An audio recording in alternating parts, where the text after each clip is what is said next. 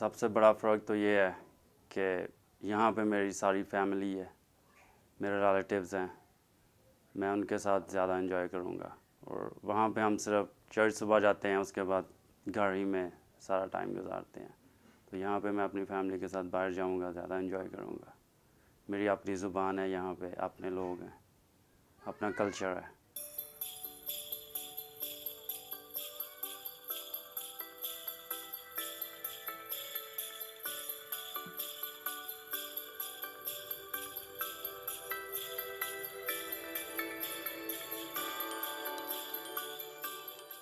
दोस्तों के साथ घूमना फिरना, बाहर जाना, रिलेटिव से उन्होंने ईदी देनी, तो वो बड़ा मेरे लिए एक अच्छा मंज़र होता था।